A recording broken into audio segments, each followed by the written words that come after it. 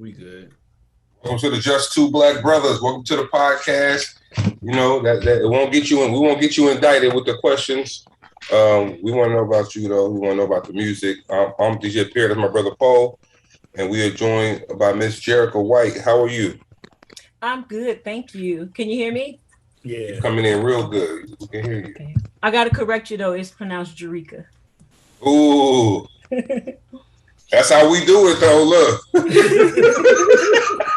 I don't see no Jerrica. I thought it was Jerrica too. No, that's how we do it, though. We always got a different way we pronounce a spell. I had a friend, and I ain't even lying. Her name was Jeffrica. So her dad name was Jeff. Her mama name was Jessica. They could not come up with a name, so they decided to merge both of theirs. I said, that ain't fair to that baby, though. Well, at least they merged it because my mom just said, forget it. My dad's name was Jerry. And I'm Jerrica. So, yeah. So she just was like, we just gonna do it all day. And you like, Mama, you ain't put up no fight for me? None at all. All right, well, welcome. So we'll get started. So you let everybody know where you from, and what you do. Well, I am from the DMV area. I was born in Washington, D.C., and I was raised in Alexandria, Virginia. I'm a singer-songwriter. I have a brand new EP out right now, the new single. That's you got the Christmas tree up already? I was just looking. I said, she back there studying low key with the keyboards and the beat machine and everything. And the Christmas tree, too. Yeah, so what had happened? Look, no, but I was waiting to see if you guys were going to say anything because I did another interview down here, and the tree was like more behind me than what you see now, and the person didn't say anything. So, okay. But technically, there are only Halloween decorations on it right now. Oh, I see. Do y'all leave it up all year round and just and decorate it for different stuff? No, I have been trying to, but the other forces in the house is like, nah, we're not doing that. Oh man! So you a songwriter? So and you also do your own songs. So you write your songs and you write other people's songs, or is that why you say songwriter?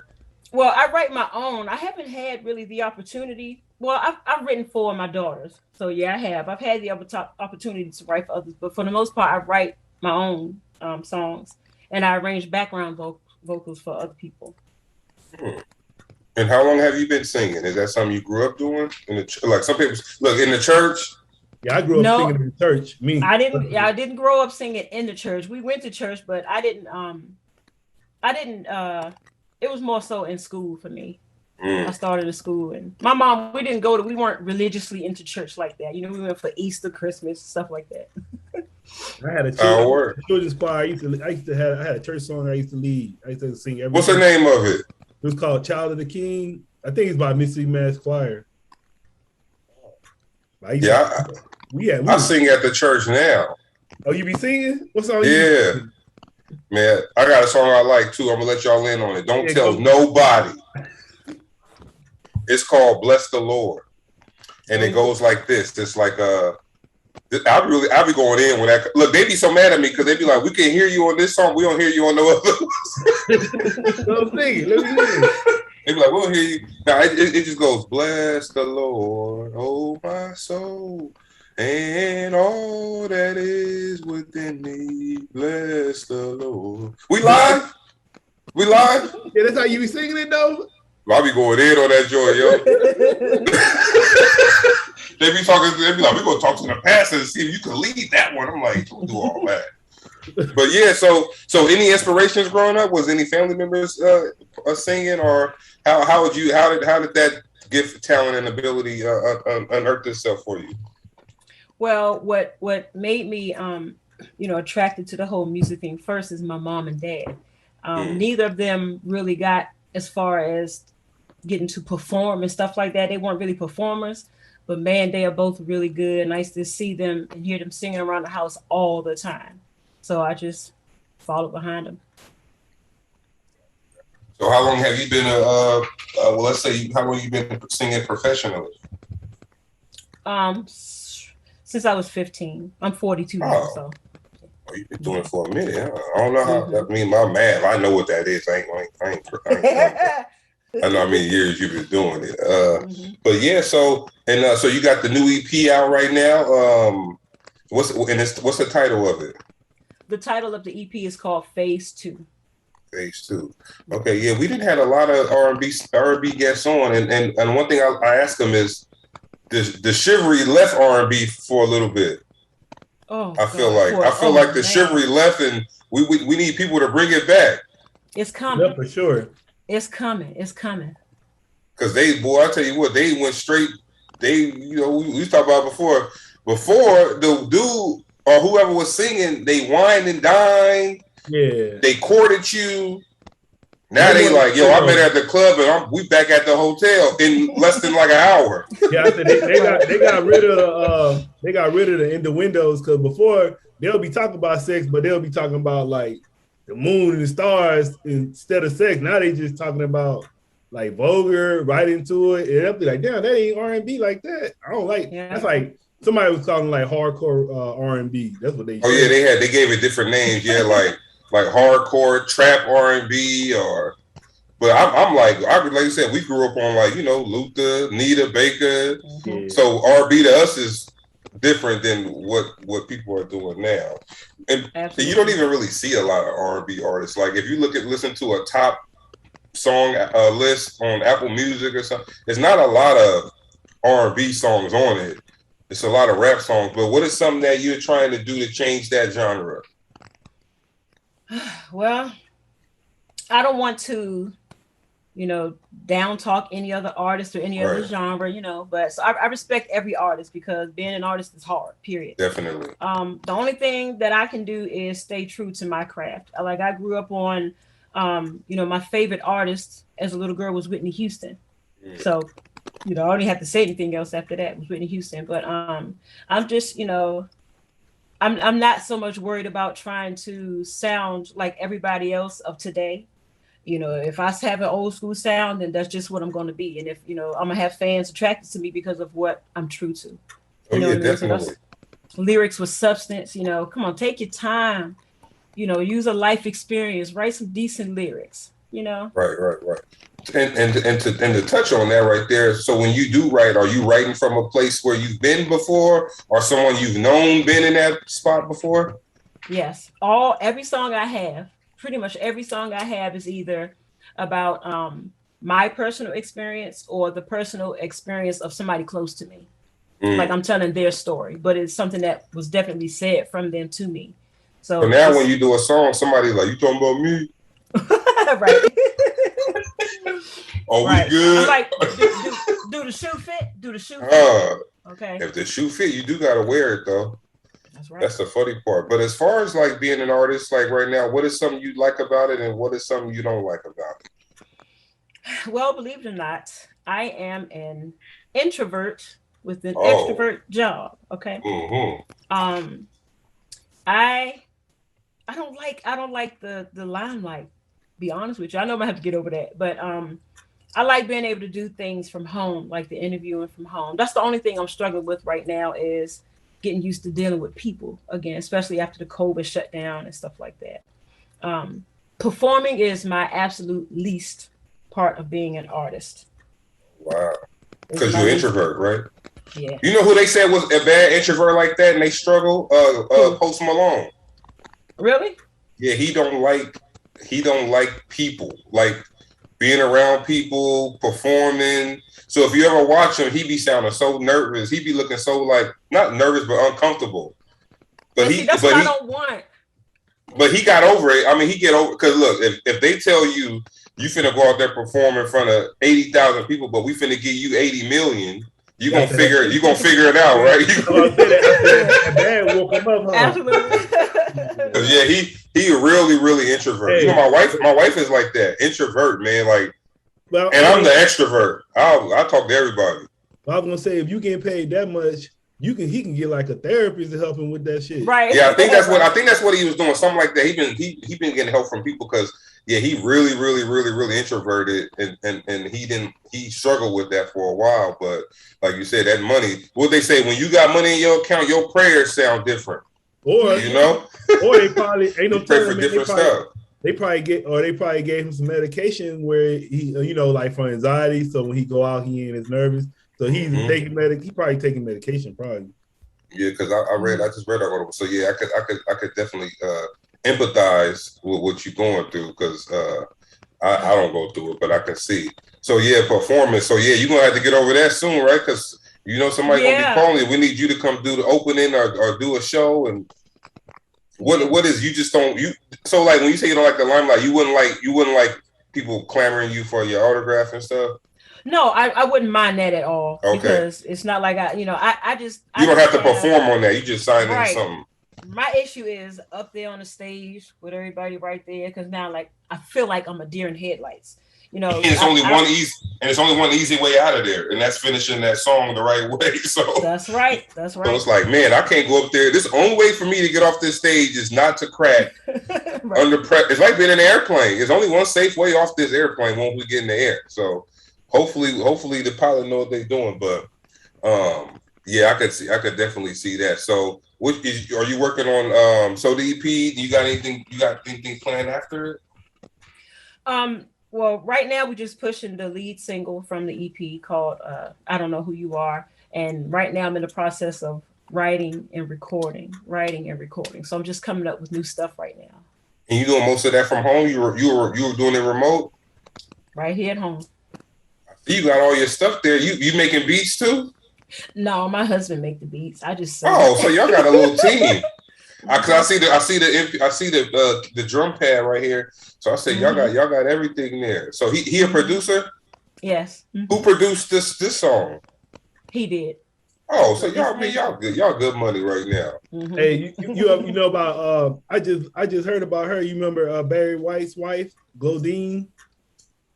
Yeah, you gotta look her up, man. She was cold with it, man. Cause I kept because her nails are so long. She's still long like that, but I kept seeing I was like, I wanted to see who Barry White's wife was, but they was a duet, kind of like Ashford and Simpson. But it was Barry White and Glodine. Her name Glodine, but she fly. They was fly. You gotta go look them up. I'm gonna show you. Just keep talking. I'll show y'all why. And wait, you got any songs with your daughters?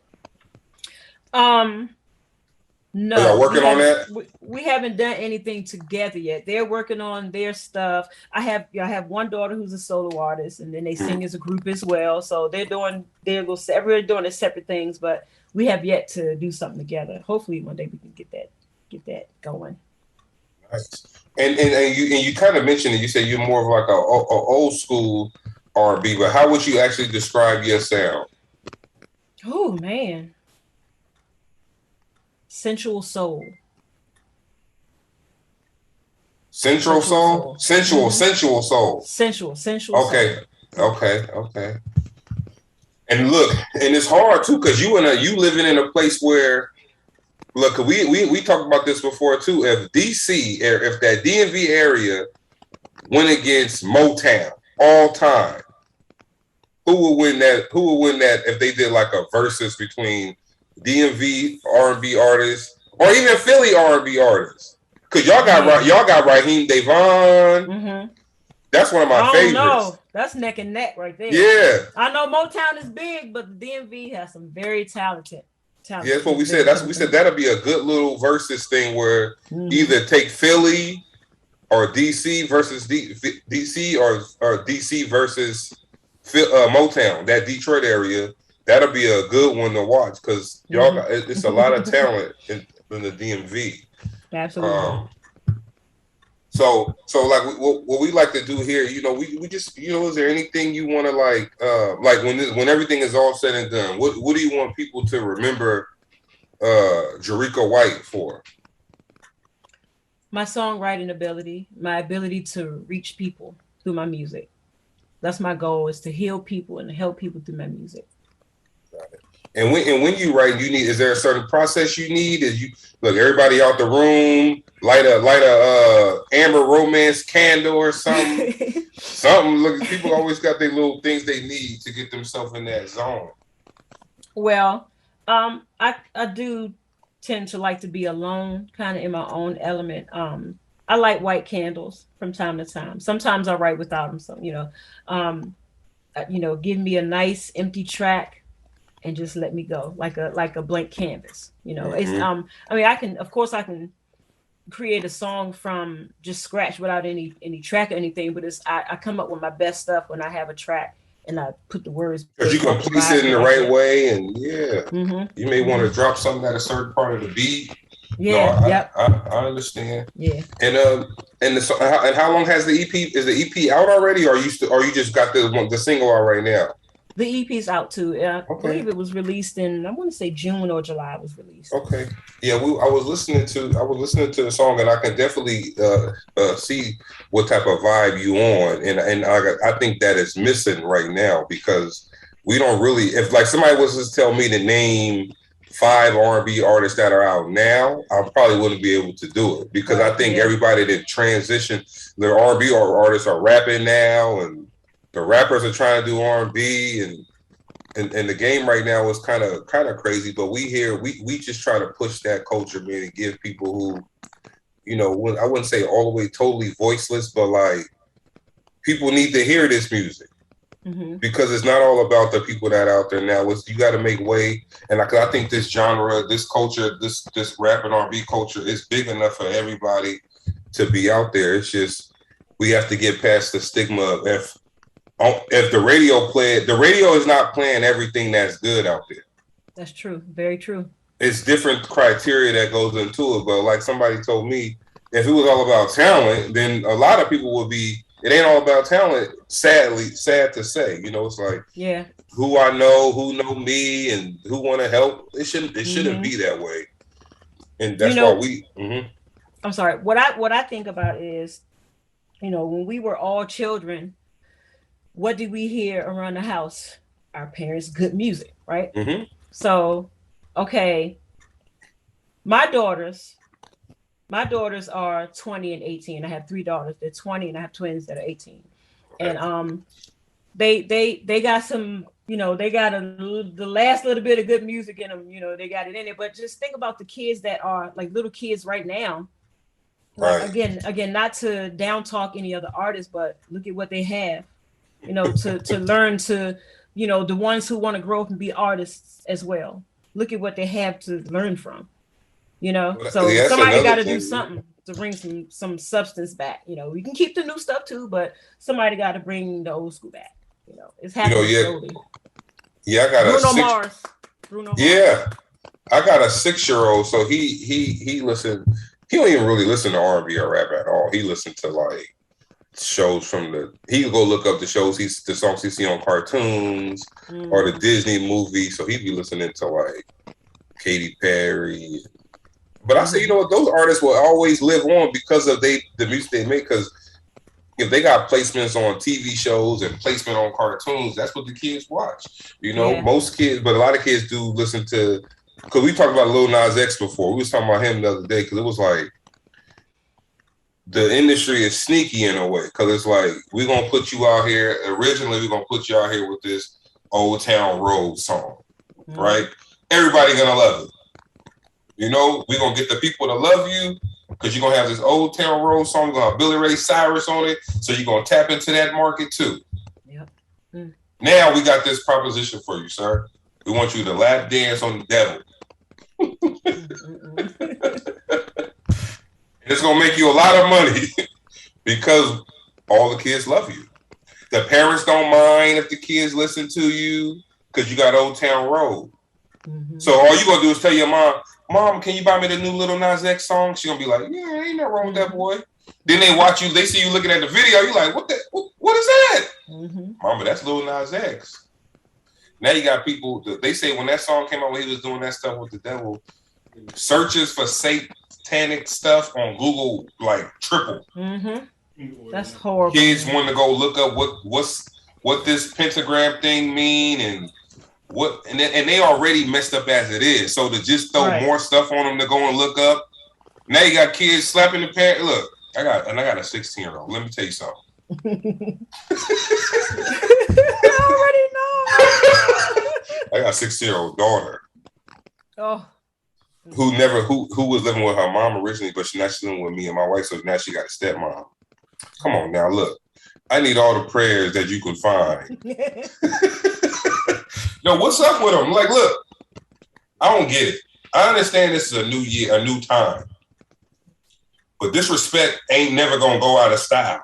Look, you cannot disrespect people, especially your parent. But they think it's normal. They don't think that. Yeah, I said they different than we were.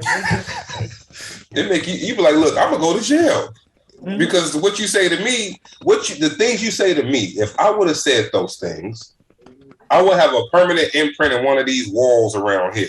I wouldn't be sitting here today. So that's why I keep telling her. I say, look, man, I said, the thing is, you got it good and you don't even realize it. Like, you got one job as a team in a way. You need to go to school, get good grades so you can go to good school. If you doing that one job, ain't nobody going to say nothing to you. Right? We're not going to bother you. But if you give somebody a reason to come after you, but then again, they listening to Megan Thee Stallion, hand on my knees on some thought. I'm a thought with my hand on my knees, dropping. What do you got coming as a parent if your kid is looking up to Megan Thee Stallion? Man, oh man. But those are the things that we go through because it's like, yo, it's hard because you could do all you want as a parent, raise and still discipline. But when they get outside, and you in DC, I'm in Brooklyn, so. She get out there in Brooklyn, she probably thinks she's in a whole other country on her own. There's so much stuff going on out here. But it's try to give them good music to listen to. So I do applaud, because listening to the song, I can see that if the kids do hear it, they'll get that old school feel like when mama was cleaning on Saturday morning or Sunday morning, but we just got to get it into their ears because, they do pick up things a lot. So once they do hear it, then we have a chance, So we're gonna go into the song. Actually, I'm trying to wait for Poe to get back, but he probably doing something he ain't got no business doing. Oh, there you go, right there. You speak of the devil, and they pop up on you right there. I had to go pick up some. Hold on. Yeah, they go Barry White and Glodine though. I was telling y'all about. Oh, okay. Oh, yeah, they cold with it. She should sing too. Yeah, that was his wife. That was his wife. Yeah. Are they still married? No, he died. Oh, that's right. Yeah. But so is she still performing now? No, she's older too, but I just, I like Barry White, so I just ended up finding about. I didn't even know they got an album out and everything. That's their album. I have never heard of this before. Yeah, her name's Glodine White. She's still alive. I'm gonna try to interview her. Yeah, we gotta bring her on. You see her nails? How long her nails are? Oh yeah. Oh my goodness. She always had her nails on like that. Man, my daughter came in with some nails like that. Boy, I don't know what I tried to knock the nails off her. She was one of his background singers. Then they end up getting married. That's what happened on the movie. Ain't that how that one song came about with Jennifer Hudson on what's that movie? Dreamgirls. Yeah, that's one of my favorite songs. And I'm telling you. Oh yeah. You gonna love me. Yeah, that's my joint. But now before you came back, I said we was gonna play this song for the people, man. Give them some old school vibes. Might have to pull your shorty up and dance with her a little bit while the song is playing. We're gonna make it happen. You got what you need, Paul? You done? Yeah, I'm straight. All right. Let's do it. Let's go into this track. And I got it loaded up. This song is I Don't Know Who You Are. And what is it about? This song is about a woman who she's been in a relationship for a long time. And well into the relationship, she starts to see her significant other for, she realizes that he's not what she thought he was, so she's kept it in for a long time. And she's like, I don't know who you are anymore. I got to look out for me. I'm done, So she leaving? Yeah, she leaving. Mm-hmm. Oh man. You know what's messed up about that though? It ain't, look, people are not real upfront. True. Like, you know what it is, or you may be in a lustful phase with the person. You may be in a puppy dog phase with the person. So the things you are starting to see now is because whatever you went through has worn off. The person has always been like that. Absolutely. They feet have always stunk. It's like, damn, your feet stink. You be like, look. You be like, I ain't doing no different. These feet always stink. You just started to smell them. But now look, but now I see what you're saying though. Yeah, I mean people change, man. You know, or like I do think people change, but also think people have always been certain ways that we just probably failed to see them because of whatever circumstances we may be in at the time. Because you got people who like shit. I just want a man. That's true. And I'm tired of not having one, or I just want a woman. I'm tired of being single. So whoever tell me they love me first got me. Absolutely. Then you like, and then at that time you may be in a bad place in your life, right? So now you didn't got with this person, you didn't got a nice job with a promotion, but when you got with him, he was working at Amazon delivering the orders, and you ain't had no job, so that was good. But now you an accountant making $85,000, and he's still at Amazon. You like, I don't know about this one, but that's messed up though too, because he held you down when you didn't have a job. Well, yeah, in that situation, yes, that would be messed up. But who's to say that's the situation with the song? No. I know. I got carried away. You know, I do that sometimes. You know, I just got carried away. But there are times when people are held someone down, and when they got on their feet or a little bit above their feet, they telling the person, "Oh, well, I don't think it's gonna work out." So I do think we need to talk more about that stuff in relationships, because you know, being an R&B singer in that type of genre where you talking about things like this, it could be therapy for someone. Absolutely. It's like, you know what? Because or you're gonna have some women looking at they man crazy while they listening to the song. Or look, sometimes it might resonate with a man. You know, True. It might be directed towards, but hey, there may be a man who may hear this song and say, I need to play this. You looking a little funny. I'm gonna play this in the car. Now you getting slapped because she like, who you playing this for? You like, I'm playing it for you. I ain't scared, but let's go. Let's do it. Y'all listening to it right now first here on the Just Two Black Brothers. We need y'all to go support the artists. That's the main thing. Go buy this song. Let's go.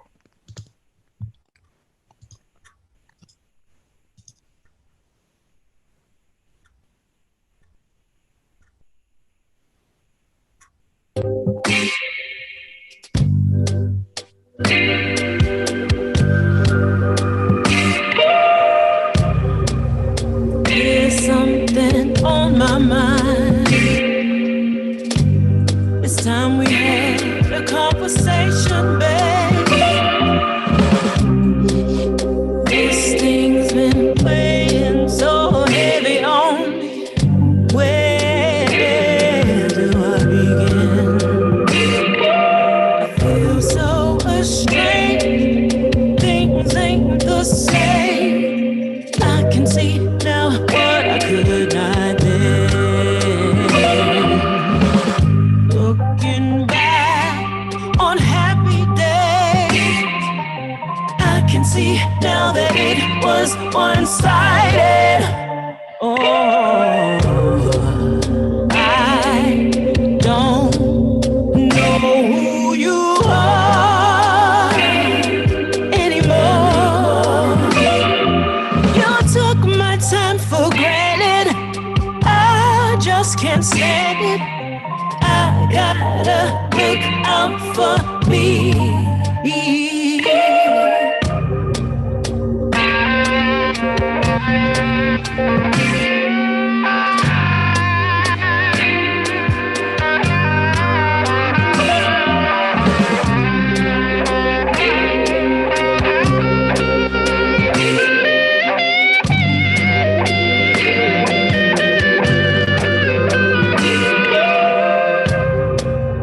All the things I used to do, I don't do them things no more. That should have been your very first clue. But everything slips right by you. Glorify those who put you down. Push to the side those who've been around. Nothing left inside of me. you are to blame. I don't know who you are anymore. You took my time for granted. I just can't stand it. I gotta look out for me. Hey,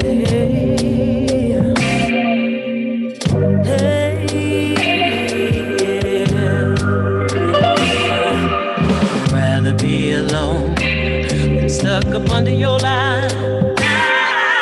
I'd rather be alone than stuck up under your line.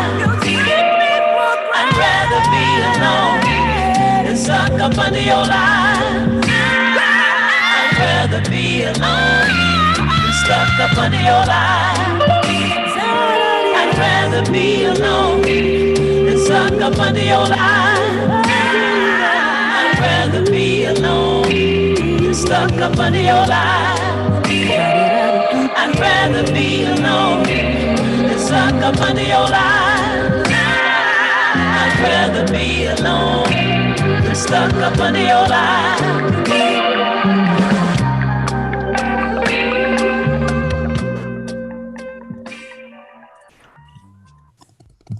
Let me tell you something.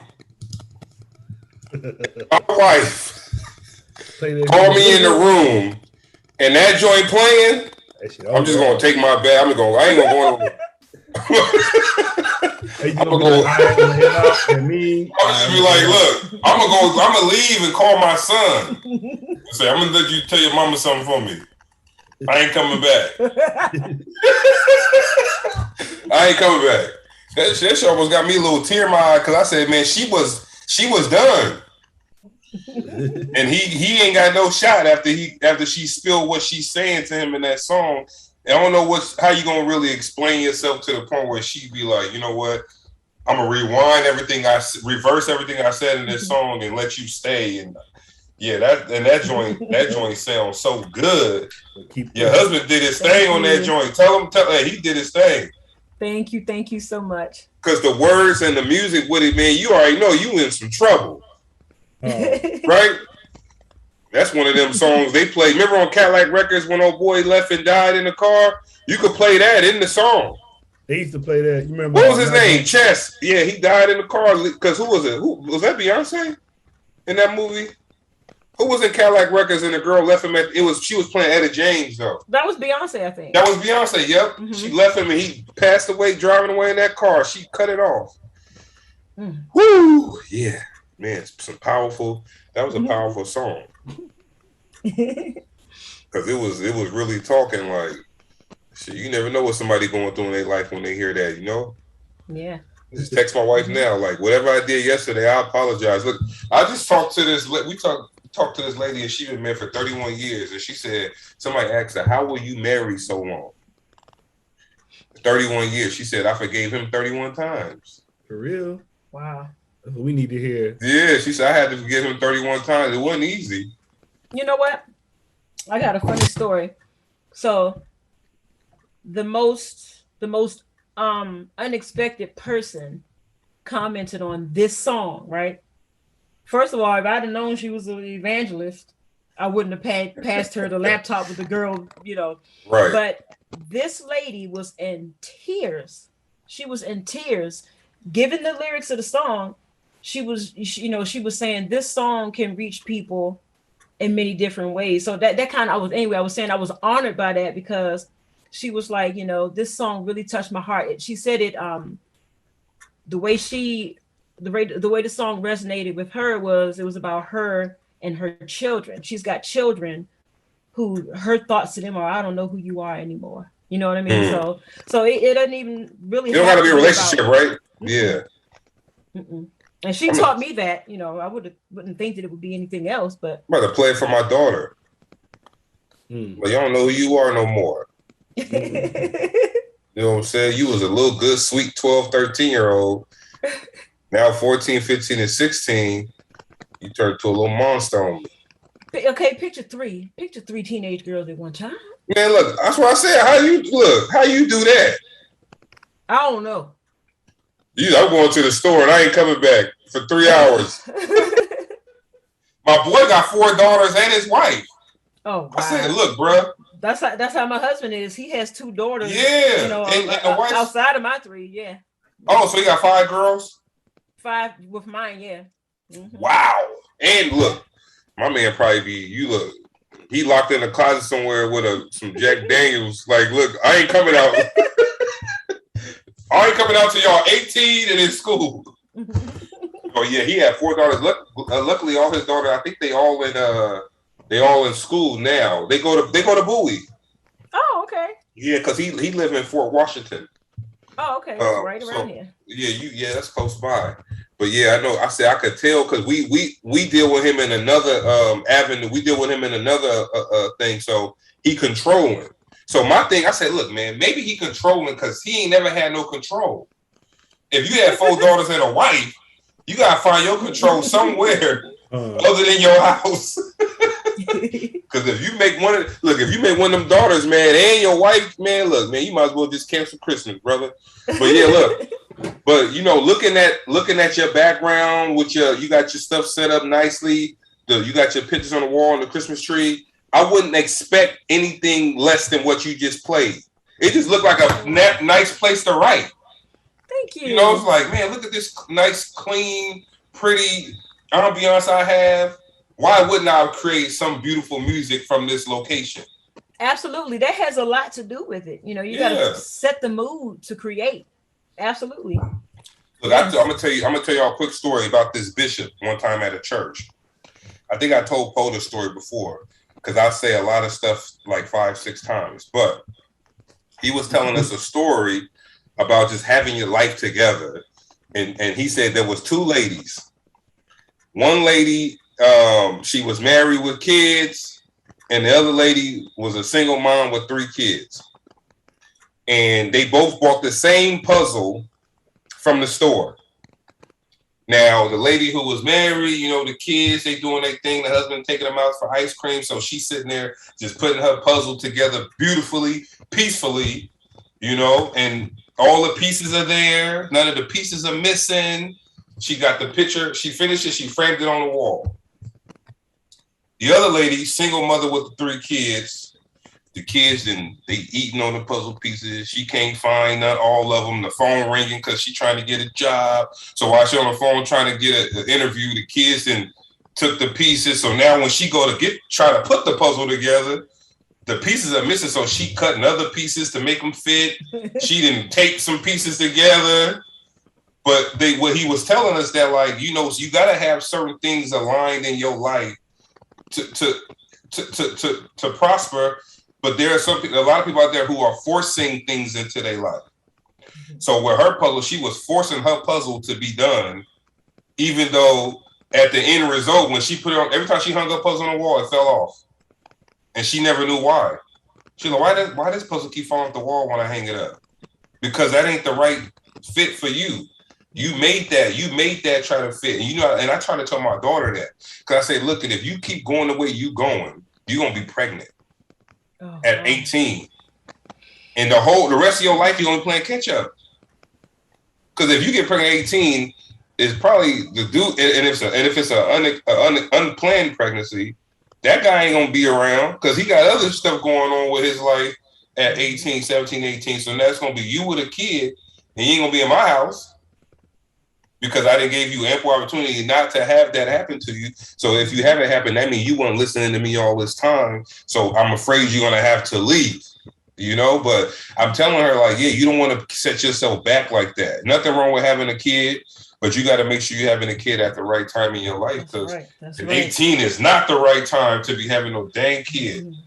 No, you got to stabilize yourself mentally, financially. You know, the way the world is right now, that's why I tell my girls all the time, you know, it wasn't peaches and cream with me raising mine for the most part as a single mom. I had a great support system, but for the most part, I was a single mom for a long time. And my biggest fear is for that to happen to them. Because I look at them right now, they're all, so musically inclined, and they're hardworking girls, and they got their whole lives in front of them right now.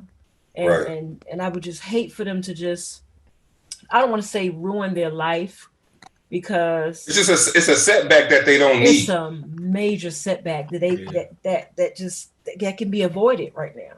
I just had my first kid at 38, my first kid. So sometimes it's better, like, because my mom, like, that shit was crazy with me, because my grandma had my mom when she was 16. I think my great grandma had my grandma when she was 16. It was, everybody was having their kids at 16. So I was like the first one to break it, but I think I waited too long, but it's all good. Well, you can't chase them around. You be 50 years old with a 10-year-old. He's like, fuck out of here, Dad. You like, what? You can't do nothing with him. He be like, look, man, I'm 41 and I got a 2-year-old. And I got to take him downstairs to take him to daycare. We on the 4th floor. And I'm breathing. I'm like, wait a minute, let's daddy need a break. He trying to run down the street. I'm like, yo, we need a little break for a moment, man. You're killing me right now. But yeah, but some people say, having them late, your career is already going and things like that. So it's good. But on the flip side, it's like, shit, man, you're going to be 60 years old with an 18-year-old. Yeah, it's like pros and cons. Definitely. I had my babies. I wasn't super young, I was 22 when I had my oldest one, and 24 when I had the twins. And when I look back, I'm kind of glad I went on and had them back to back like that and stopped. Yeah. Okay. Right.